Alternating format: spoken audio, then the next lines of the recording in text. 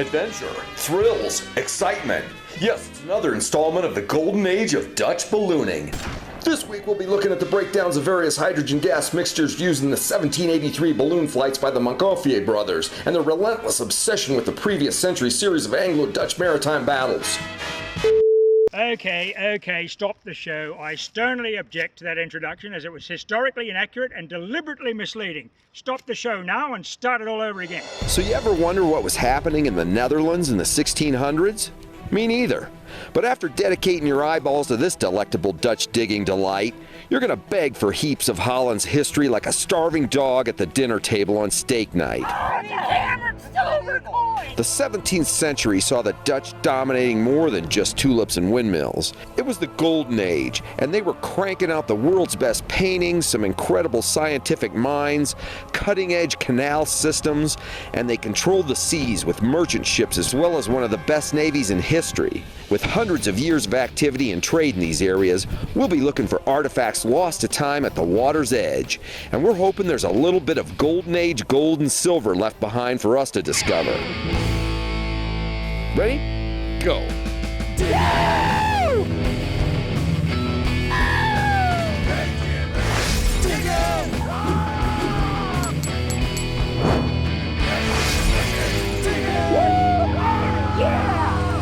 With KG RINGY.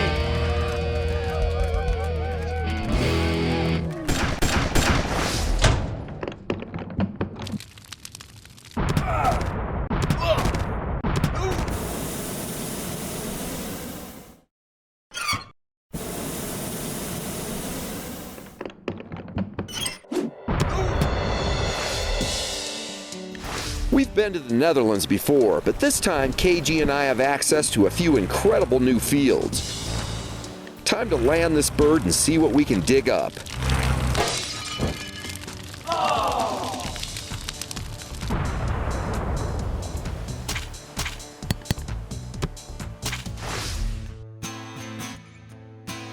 After gaining independence and their own identity in the late 1500s, the Netherlands exploded onto the world scene in a number of ways. So many ways that the 17th century became known as the Dutch Golden Age. The area became a hub for commerce, scientists, and artists. Rembrandt, Steen, and Vermeer all came out of that era, producing timeless works. In fact, there are way too many influential people to mention in our limited time, so we'll focus on what interests us here, the coastal country's use of waterways that is so much a part of their history.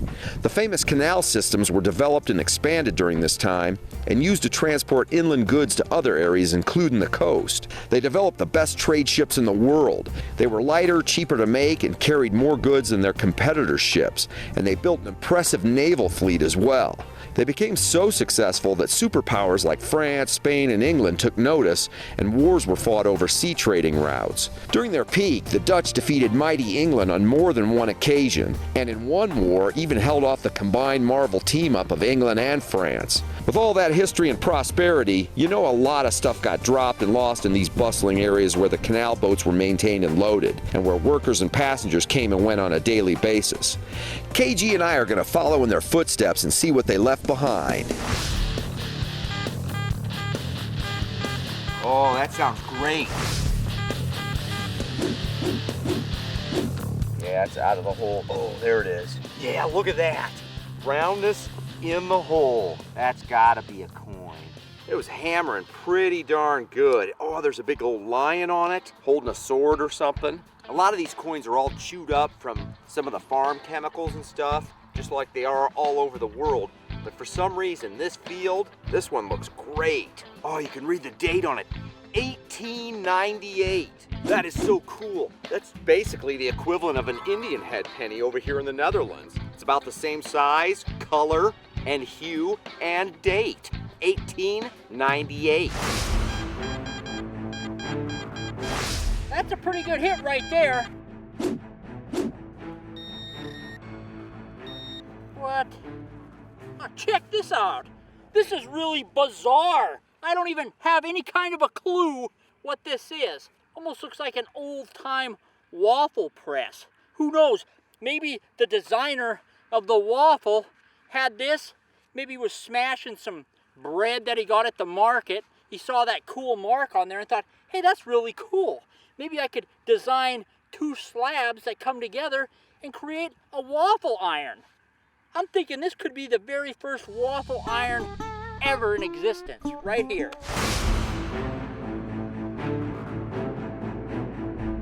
I think I just found something good. Check this out. Oh, I don't even know what it is yet. I gotta take my gloves off. That's how good it is.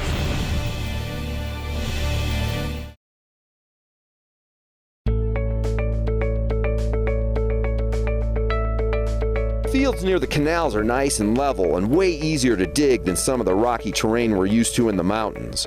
We're hearing some really deep signals as well. I just pinged something that sounds pretty darn good, so I think we better investigate this one. I gotta take my gloves off. That's how good it is. When you take your gloves off, you know you found something good that you want to examine a little closer. And that's what I'm about to do. This has to be silver, for sure. Look at that. I bet this is old, too. Some sort of ancient pendant made of silver. That makes me happy. Little silver pendant for the ringmaster.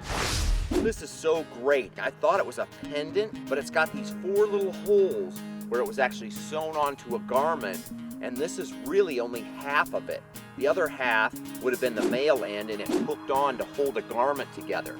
This is a fancy silver thing. And not only that, it's from like the 1600s. Obviously, this just tore off and fell off in a scuffle, or, you know, perhaps something a little bit more amorous. We're talking 1600s silver right here.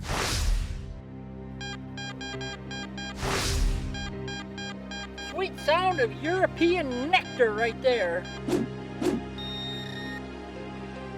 Check out this awesome find. Look at this. The little miniature hammer. That is cool. Probably made out of brass, maybe even bronze. I don't know, but that's a cool find. I don't know if that would have been a toy or a display. Maybe some salesman was going all over Europe trying to sell his awesome hammer design, and this was a little miniature hammer that he would leave with the merchant. You could build a fortress with a hammer like that.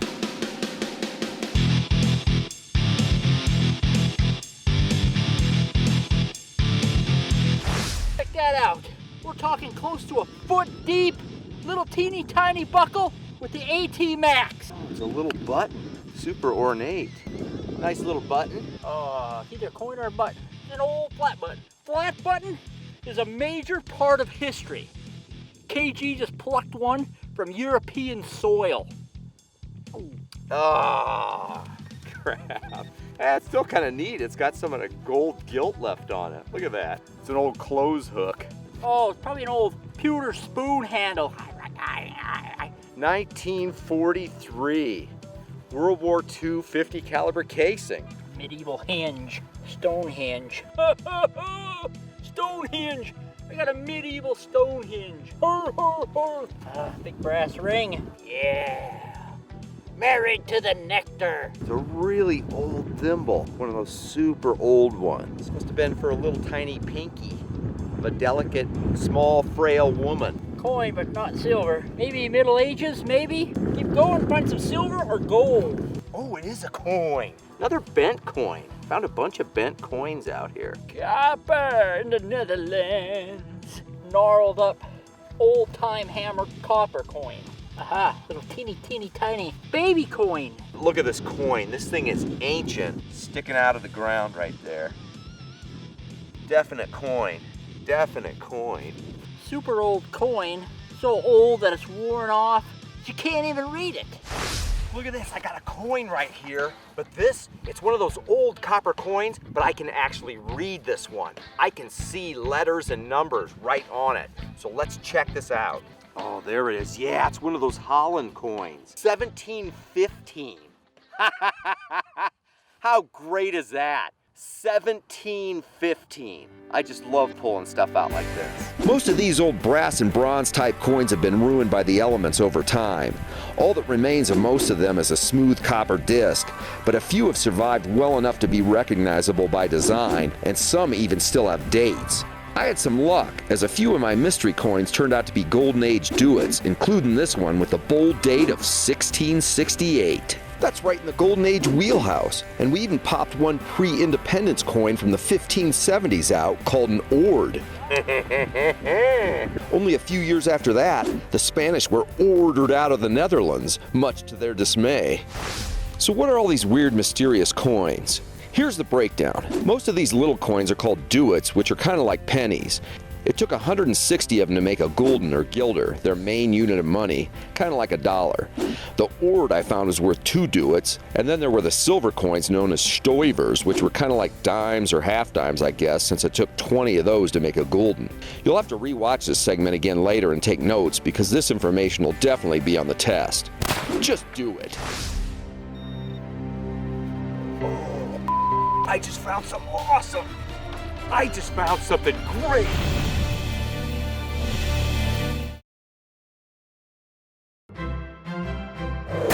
It's the golden age of extracting metallic slivers. In episode 948, we'll examine the main tools of the trade, tweezers and bandages, and decide whether tetanus shots should legitimately be considered for children under the age of 63. Okay, stop the show. Everyone associates the Netherlands with tulips, but few are aware that after the introduction of the tulip to the country in the late 1500s, a phenomenon known as tulip mania occurred in the first half of the 1600s. So basically, a tulip craze ignited as the flower became a sort of status symbol, and tulips became the Netherlands' 4th leading export by 1636, behind only gin, herring, and cheese. People began investing in and trading in tulip futures, and at the peak of the frenzy in 1637, a catalog shows one particular flower selling for 9 or 10 times what a skilled craftsman could make in an entire year. Totally insane. It led to what some people consider to be the first stock market crash, and investors were purported to have lost their fortunes when it all bottomed out. The so-called crash was isolated mainly to the tulip industry and greatly exaggerated over time, but it's still pretty interesting. Tulip production is obviously still alive and well, as the Netherlands have dominated the industry ever since. It's been 500 or 600 years, but maybe some of that old tulip mania money is still lying around out here in one of these fields. The weather continues to cooperate for the most part, and there are still plenty of holes out here just waiting to be dug. There's a ton of signals. The trick is to walk over the right one, and this might just be it.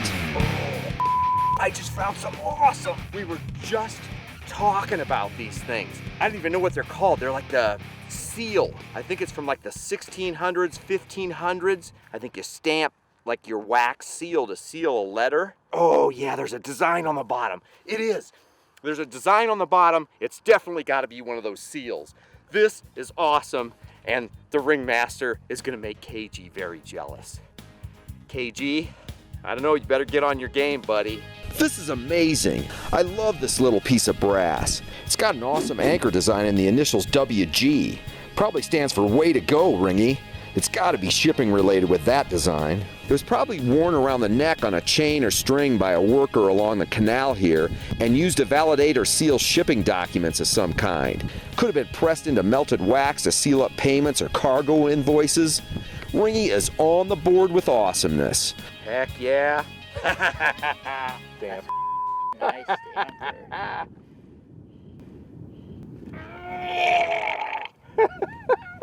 Show up? Yeah, it's on his head.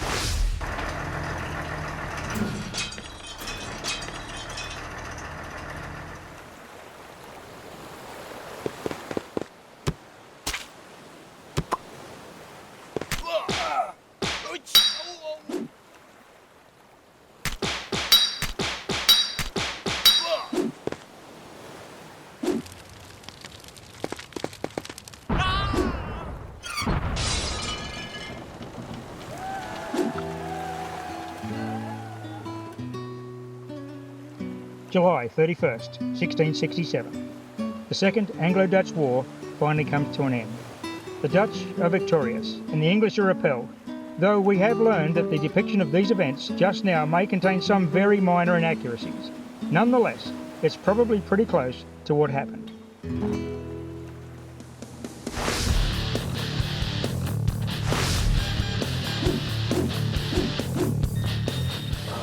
not a coin. Look at this thing. It looks kind of like a money clip, but it's got a round thing like a button on it, and there's a definite design on it, and it looks like one of those Netherlands coins with a lion on it. I'm thinking I got some kind of awesome military clip of some kind. I'm gonna have to look into it, but this is an awesome little find. This is pretty cool, and it makes me very happy to dig it up.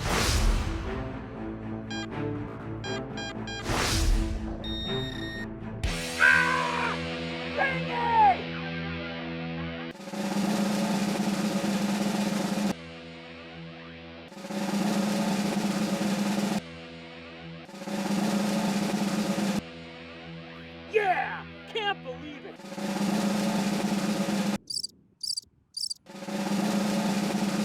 Oh, what do you got? Oh, you ain't gonna believe it! I could have the greatest find of my European history of ever coming over here. No way. Look at this! Oh, no! I got silver!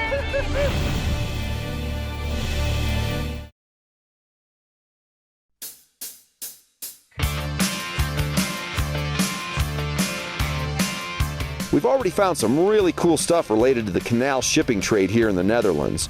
We've been hunting all week with one of the best hunters in Europe, Leo Kuistra, and he's been pointing us in the right direction on every hunt. Borrowing his brain for the past few days has really paid off, and we're hoping to land some more notable targets today. That's lucky now, huh? Yeah. Oh, no! I got silver! You know, I've been going quite a while. You know, I've been struggling a bit, but I think one whole redemption right here. I mean, that could be the muy grande of nectar. Oh, that is Oh, it's a hammered silver coin! Oh, it's a Holland coin. 1683! Hold on, don't touch my coin. Try not to touch it. Don't touch. I mean, this is extremely legible. Most time you find them, they're all gnarled up. That baby looks like it was dropped yesterday. 2 Stoiver. That's what you found. A 2 Stoiver coin. Stoiver coin, baby. Yeah. KG, give me some. Thanks, buddy. Man, I'm gonna that put is a this great in find. the good pock. Stoiver. You better go find yourself a gold one, or you don't have a chance. KG comes through with some Golden Age silver. How great is that? 1683. That hurts me deeply, even though I'm actually happy for him. Kind of wish I would have stumbled over that one. We got a little bit of light left. Let's keep going. Let's keep hunting. Good work, Thank you, buddy. Thank you. Great find. That was some fast running too, by the way. Yeah. Come here. Look at this. Look at this. Cage. Where's KG? KG. I saw the edge of this, KG. Come on. I can't believe it. We're at the end of the day. I'm walking back to the truck. Look. Yeah. That's a huge It's one. a big coin, and it's shiny. It's silver. That's a huge massive silver coin, and it's got a 6 on it. 6 Stoiver. How awesome is that? I gotta take the glove off for this one. Oh, that's Look a at that. great It's got a big shape. shield with the crown. Hold on. Is that the date right there? I don't think it Let is. me see. Give me that. There's the date. 1679. 1679. Darn it. Giant big coin. 1679. I've got some Golden Age silver of my own. This is a great example of the mindset of the Dutch during the last half of the 17th century, as the battleship motif shows their pride in the victories over France and England and Spain. Beautiful little piece of history. Look at this. Look at the little, see the tiny little numbers? Yeah, I see him. It's literally the last 5 minutes of the day. It is. 1679. I gotta go. There's a tiny bit of time left. All right, go, Good go. job. You know what? We came, we saw, we dug lots of holes and extracted nectar from Mother Earth. We both extracted silver today in the form of Stoiver coins. Stoiver for you and a Stoiver for me. Stoiver for each of us. Now we're gonna go pound a cold beer. Yeah, Stoivers and beer. That's the new motto of Team ATC. Historian, author, and detectorist Steve Morris helped us out in the past with some important decisions, so we're going to call on him again for another judgment on the best find of the week. Once again, some pretty good stuff, guys. You know, great stuff on the table here, but I think I got to go with the big 1600s hammered. Yes! Yes! So a big silver coin finally wins one. I love it. Doesn't happen very often, especially when we've got time period items like the seal stamper in the mix. Anytime you find an old silver coin from the 1600s, hey, we both won on this one, bud. Yeah, we both won, but I'm the one getting punished. Not sure if you remember how the episode in Germany ended last season, but this is just going to add insult to injury for good old Cage. This time I've recruited a little help from someone you might recognize. I'll do anything for £5. There All you go. right, that's my girl.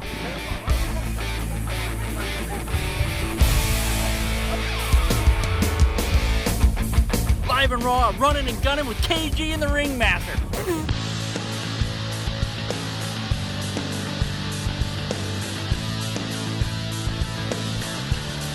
Kind of a rude thing to do to a friend, but after all, 5 pounds is 5 pounds. Yeah, £5, so went over.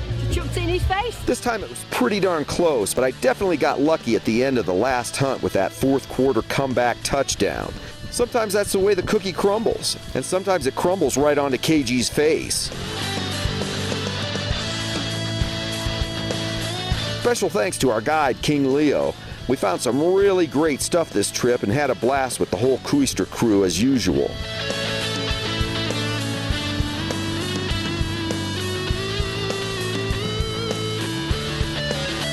I love to metal detect because I find things like this.